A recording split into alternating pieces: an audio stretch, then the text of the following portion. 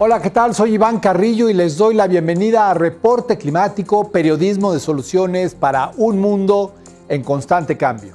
En este espacio consideramos que la alteración del clima es el mayor desafío de nuestros tiempos. Por eso, semana a semana analizamos sus causas, consecuencias y cómo se entrelaza con otras crisis como la pérdida de biodiversidad. Uno de sus agravantes es la transformación del hábitat. Hoy viajaremos hasta la frontera de México con Estados Unidos para ver un ejemplo tan emblemático como lamentable. Ahí, el muro construido bajo las órdenes del expresidente Donald Trump ha interrumpido el paso natural de fauna, dejándola a merced de la falta de agua.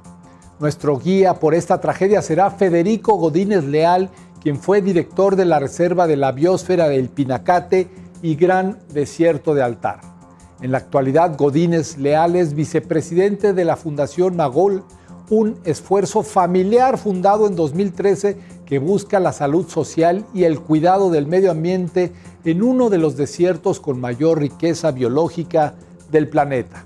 Acompáñenme a conversar con él luego de nuestro tradicional recorrido por las noticias del clima.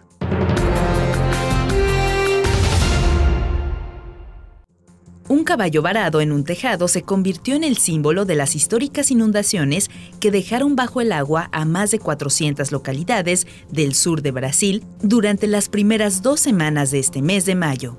Al cierre de la presente nota, tan solo en el estado Río Grande do Sul, el saldo oficial era de 143 decesos, 136 personas desaparecidas y 2 millones de damnificados. Especialistas han vinculado el desastre directamente con el fenómeno conocido como el Niño, que al calentar el Océano Pacífico altera los patrones de temperatura y lluvia en todo el mundo. No obstante, la evidencia científica sugiere que los impactos sin precedentes de dicho evento cíclico son una consecuencia del calentamiento global por la quema de combustibles fósiles. Organizaciones como Greenpeace señalan que, aunque reportes previos del Panel Intergubernamental de Cambio Climático habían advertido del alto riesgo de inundaciones en la región sudamericana, poco han hecho los gobiernos brasileños para implementar medidas de adaptación.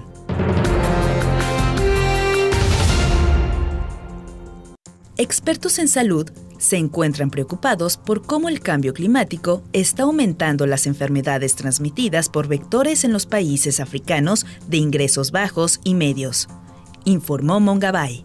Y es que este tipo de padecimientos aparecen ahora en áreas del continente donde antes no existían.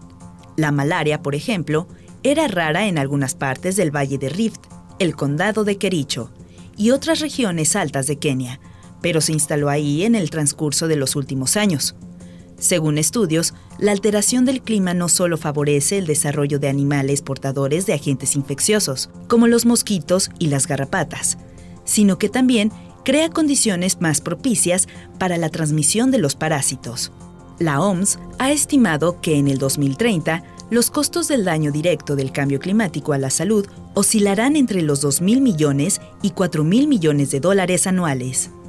Esta factura caerá desproporcionadamente sobre los países en desarrollo con sistemas sanitarios más débiles.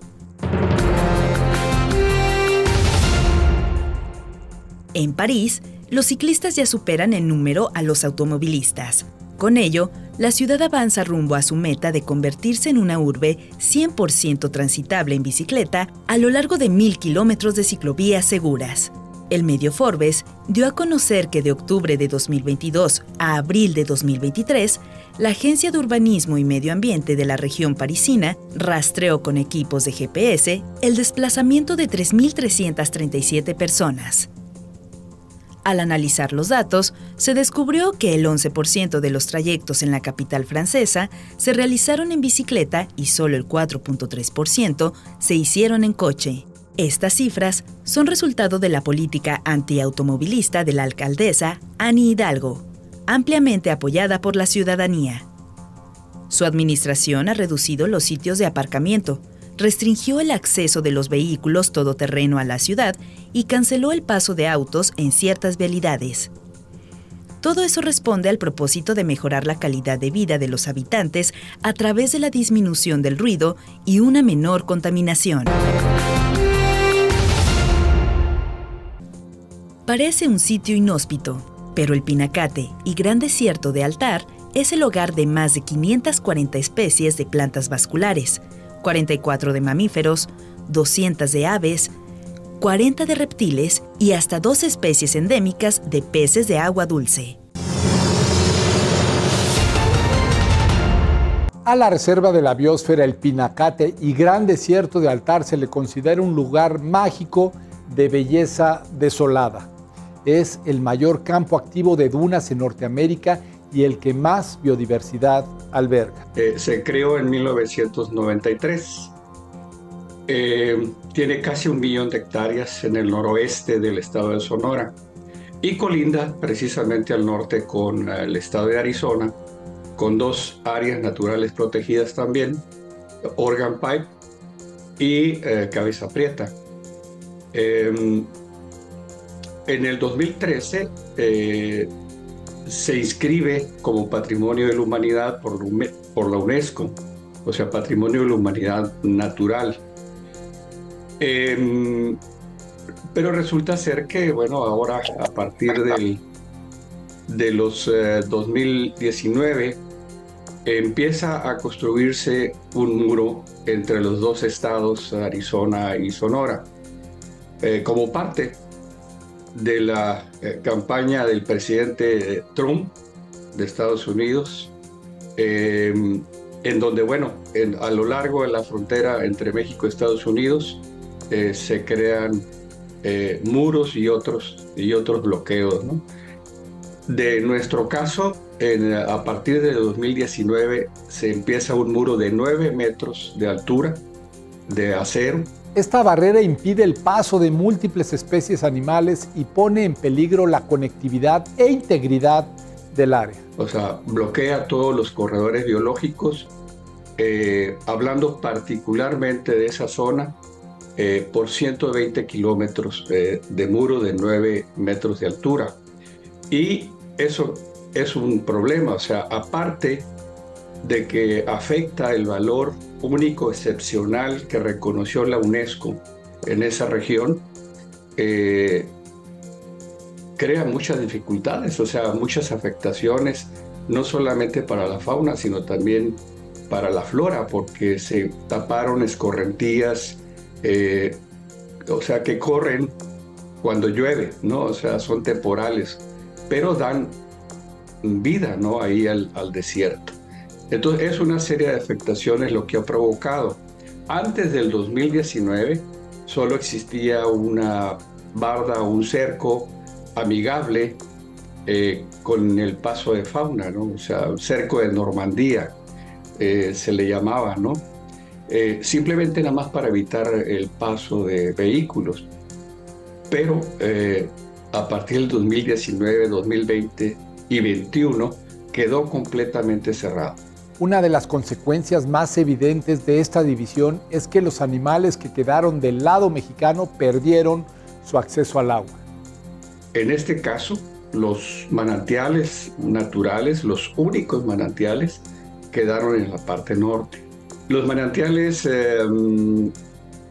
se ubican uno en Organ Pipe, que es el manantial de Quitobaquito, a 50 metros de la frontera del muro. Era un corredor, es un corredor natural, norte-sur. Definitivamente quedó bloqueado, de tal manera que la fauna se topa con el muro y se regresa y busca en forma lateral alguna pasada y no la hay definitivamente. Entonces se tienen que regresar o mueren en el intento, ¿no?, para tomar agua. El otro manantial también muy considerable e importante, no solamente para el aspecto de la flora y fauna, sino también el cultural, es el manantial de Tinajas Altas. Constantemente está aflorando el agua en forma natural a media montaña, cosa muy particular que llamen mucho la atención, y el agua fluye hacia abajo, ¿no? Entonces cae a una serie de tinajas que permite pues que la fauna tome agua, particularmente borrego cimarrón, que hay mucho en esa zona, berrendo y los mamíferos mayores sobre todo, son los que se han afectado más. La única opción que le queda a estos animales son las escasas lluvias que hay en la zona y a menudo fallecen en la espera. Toman agua cuando llueve, ¿no? Pero no son significativos. Esa agua dura una semana, depende de la precipitación, pero puede durar desde una semana, unos días, hasta 2 meses, cuando mucho. Sí, efectivamente, es una de las particularidades, ¿no?, que tiene esa zona. La reserva, por ejemplo, va de un gradiente de 0 milímetros al año, de 0 a 50 milímetros en la parte sur, o sea, la parte que colinda con el Golfo de California, ¿no? Y mientras se va más hacia el norte, va aumentando ese gradiente, Isoyetas, a entre 50 y 100 milímetros. Y en el noroeste, o sea, pegado a Organ Pipes, donde llueve más, de 150 a 180 milímetros al año. Y si a esto se suma que las temperaturas en el verano llegan hasta 50, 51 grados centígrados en los meses de julio, agosto, septiembre, y baja bruscamente, ¿no?, también en invierno, o sea, hasta menos 0 grados. Los organismos están adaptados a estas condiciones extremas, pero les es imposible lidiar con los efectos del cambio climático y otras amenazas que se han ido acumulando. En forma definitiva, las carreteras que han cruzado la reserva, una serie de obras que se han hecho y sumando últimamente al muro, han afectado sensiblemente, ¿no? Sobre todo a la fauna, insisto, mamíferos mayores. Uno de los criterios que tomó de base la UNESCO para la inscripción de la reserva de la biosfera del Pinacate y Gran Desierto de Altar como Patrimonio de la Humanidad fue precisamente la riqueza de su biodiversidad. En este caso, bueno, hay miles de especies, si se suman, pero en este caso, hablando de las que se ubican ahí específicamente, aves, mamíferos, reptiles, etc. El trabajo que realiza la Fundación Magol consiste en investigar cuáles son las especies más impactadas y ayudarles a sobrevivir pese a todos los obstáculos. Hablando, por ejemplo, de berrendo, que es el único antílope aquí en América, es una especie en peligro de extinción. Y es precisamente el hábitat ahí que se ha afectado. Esa especie la compartimos con el estado de Arizona. Antes de esto, esta especie, los individuos cruzaban libremente, ¿no?, esa región. La otra especie importante es borrego cimarrón, que es una especie amenazada, protección especial. Venado gura, puma, zorro del desierto, zorro plateado, cacomixles. O sea, es una riqueza de biodiversidad que hay ahí presente. Nos hemos puesto de acuerdo con los propietarios de los terrenos, básicamente, que son los ejidos Tobollori, Vicente Guerrero, El Saguaro, todos los que se ubican colindando con Estados Unidos, y junto con ellos hemos ayudado en lo posible, ¿no?, a esa fauna que quedó de este lado del muro. A través hemos construido bebederos, pilas para almacenar agua, y hemos estado surtiendo agua en lo posible. Ahí no hay fuentes de agua, no hay pozos profundos en donde podamos bombear.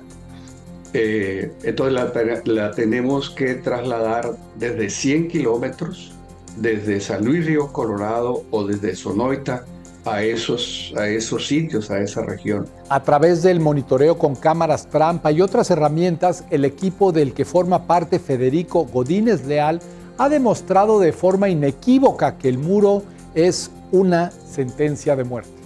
Nos hemos encontrado varios especímenes muertos, inclusive familias enteras de jabalís, por ejemplo.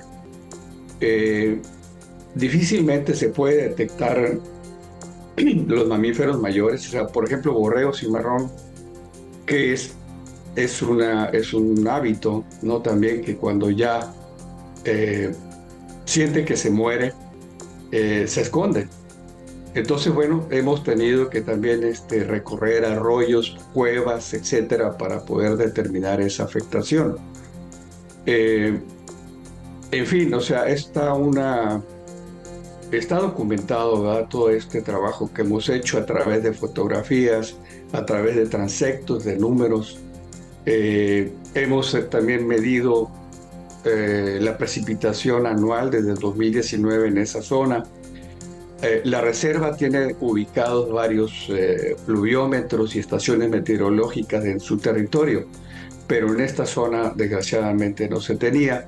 Entonces lo estamos haciendo nosotros en forma manual, de tal manera que, bueno, cuando escasea la lluvia en el transcurso del año es cuando más nos dedicamos junto con los propietarios, ¿no? A auxiliar esa fauna que anda en búsqueda de agua, sobre todo.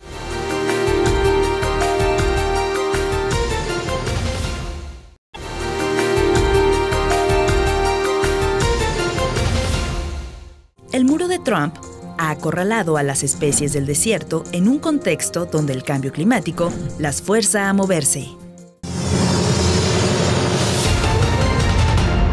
El factor crítico para que la vida se sostenga es el agua, y en el desierto cada gota es una gran diferencia. Por ello, la Fundación Magol busca alternativas que puedan abastecer de este líquido a la fauna. Y no solamente eso, sino que hemos determinado junto con ellos, con los propietarios, la necesidad de hacer perforaciones también profundas de este lado. Es un acuífero que no está explotado, pero bueno, estamos planteando también a las autoridades, en este caso a Conagua, a Semarnat, etcétera, la autorización para perforar ahí, exclusivamente para obtener agua para la fauna, ¿no? ¿Cuánto se requiere perforar? Los mantos freáticos pues son profundos de 50, 70 metros, más o menos estamos encontrando ya los espejos de agua, ¿no? Pero no solamente es hacer perforación, sino que hay que equiparlos también, equiparlos con bombas, en este caso, preferiblemente con energía solar o eólica, ¿no? En fin, es una serie de cosas, no solamente esto, ¿no? Sino también actividades alternativas que permitan a los ejidatarios y propietarios también estar ahí presentes, ¿no? Se ha pensado también en diversificar un poco las actividades, establecer ahí algún proyecto también de ecoturismo, etcétera, en donde se le dé la posibilidad a los propietarios de obtener algo de recursos para aplicarlos precisamente al apoyo a la fauna sobre todo. La Reserva El Pinacate y Gran Desierto de Altar posee un valor único, excepcional, reconocido por la UNESCO y que hoy está en riesgo. Este BUE, este valor único excepcional, se afecta definitivamente sobre todo con proyectos productivos y de construcción de infraestructura, etcétera, ¿no? Que es algo que está contemplado cuando existe la necesidad de hacerlo, pero también existen reglas para hacerlo. La propia UNESCO y cada estado parte, en este caso México, Estados Unidos, tienen reglas para hacerlo. Tiene que haber manifestaciones de impacto ambiental, medidas de compensación, medidas de prevención, medidas de mitigación de impactos. Pero en el caso del denominado Muro de Trump, este tipo de estrategias brillaron por su ausencia. No lo hubo, sino fue sorpresivo la construcción de esta parte del muro. No hubo tiempo tampoco de prepararse ni demás, ¿no? Ante la sorpresa, sobre todo el gobierno de México, o sea, la realidad de que ha sido poco lo que se ha podido hacer. Dentro de las reglas de la UNESCO se establece que si ese valor único excepcional es afectado por alguna razón, como en este caso, habrá que instrumentar medidas de mitigación sobre todo. Entonces la UNESCO actualmente le está pidiendo al gobierno de Estados Unidos y al gobierno de México que expliquen, que informen qué es lo que van a hacer para minimizar, para mitigar este daño que se ha hecho. La Fundación Magol se mantiene atenta a los cambios que pudieran venir y ha tratado de orientar las decisiones desde el lado mexicano. O sea, ya ha pasado desde el 2019 hasta el 2024, de 4 a 5 años, en donde se ha hecho realmente muy poco. Definitivamente necesitamos aliarnos, necesitamos juntarnos, ¿verdad? El sector gubernamental, y en este caso estoy hablando del federal, del estatal, de los municipios, con los propietarios de los terrenos, con las asociaciones civiles, ¿verdad? Que andamos ahí trabajando en algunos aspectos para poder salvar esta situación. De otra manera va a ser muy difícil, ¿verdad? Ya sea que el gobierno solo implemente medidas o que los propietarios que están muy limitados en cuestión de recursos económicos sobre todo, puedan hacer algo efectivo por la fauna. Entonces realmente sí necesitamos ahora sí que unirnos, ¿verdad? Para instrumentar varias actividades que permitan mitigar poco a poco esa afectación que se ha hecho. Para Federico Godínez, lo ideal sería derribar el muro y que así pudieran fluir de nuevo el agua y la fauna. Sin embargo, admite que esta solución tiene pocas posibilidades. Pero hay medidas intermedias, ¿verdad?, que se pueden implementar. ¿Cómo cuáles? Cómo poder establecer pasos de fauna a cada determinada distancia, ¿no? Por ejemplo, cada kilómetro se podría abrir puertas, o sea, no puertas de 1 o 2 metros, ¿verdad? Como se dejaron en una parte del muro, que permanecen cerradas desde entonces, no se han abierto. Pero se necesitan mucho más puertas, o sea, corredores, y que se vea que no es algo artificial, sino que la fauna, para poder accesar, o sea, necesita ver más condiciones naturales, ¿no? O sea, realmente sería costoso también el hacer este tipo de cosas en forma conveniente. Uno de los obstáculos que superar es precisamente la escasez de financiamiento para instaurar y mantener estas alternativas. O sea, hay que definitivamente hacer planteamientos en búsqueda de recursos y de fondos para poder implementar las medidas mínimas que sea posible hacer. Por más que aumenten la altura de esos muros y demás, los migrantes siguen pasando, o sea, pero sí ha afectado bastante, ¿verdad?, la capacidad de movilización de la fauna, en este caso los mamíferos mayores. Entonces se invirtió muchísimo, miles de millones de dólares. Ahí es lo que no comprendemos, ¿no? De que el gobierno federal de Estados Unidos debió de haber contemplado, de haber planeado un muro más amigable o condiciones más amigables para la fauna, ¿no? O sea, más cuando se trata de áreas naturales protegidas. Definitivamente sí insistimos de que la sociedad civil, los propietarios de los terrenos también, y sobre todo los gobiernos, debemos de ponernos de acuerdo y ejecutar una serie de acciones. Y bueno, el que provocó estas afectaciones también ponga de su parte, sobre todo en este caso podrían ser recursos, ¿no? Si se destinaron miles de millones de dólares para hacer esto que no ha servido para lo que se construyó, entonces un 1%, hablar de 0.5%, creo yo que de todos esos recursos, creo yo que se puede empezar a mitigar esos efectos tan terribles que ha ocasionado la construcción del muro.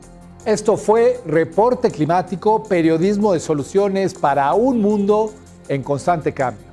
Soy Iván Carrillo y me despido no sin antes invitarles a que me acompañen en un nuevo episodio la próxima semana. Muchas gracias.